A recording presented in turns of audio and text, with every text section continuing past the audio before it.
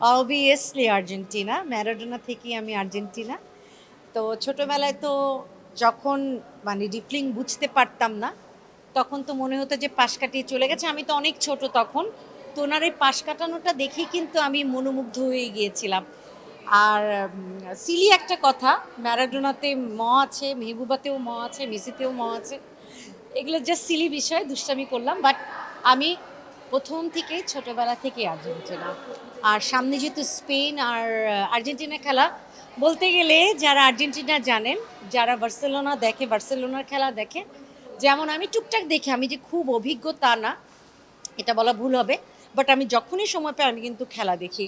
তো দুই পক্ষই কিন্তু নিজের, স্পেনও আমাদের, আর্জেন্টিনা তো নিজেরই। সো দেখা যাক কে হয়। তো অবশ্যই মেসির, যেহেতু এটা লাস্ট একটা বিশ্বকাপ, সে এরপরে খেলবে না। প্রথমত এটা চিন্তা করে আমার খুব চোখে জল আসে, কারণ মেসি অসাধারণ। ও আসলে একটা বিশাল ইতিহাস নিজেই। তো আমি চাই মন থেকে, প্রাণ থেকে যেন মেসি এবার বিশ্বকাপটা জিতে। আর্জেন্টিনা করি বলে তা না, ও আসলে ইতিহাস লিখে গিয়েছে। আশা করি এবার গোল্ডেন বুট, এবার গোল্ডেন বল মেসিই পাবে ইনশাল্লাহ। এবং সব আর্জেন্টিনাকে বলছি, ফ্যানদেরকে আমার পক্ষ থেকে সবাই দোয়া করবেন মেসির জন্য, আর্জেন্টিনার জন্য। কারণ নতুনদের কিন্তু সময় পড়ে আছে, তাই না?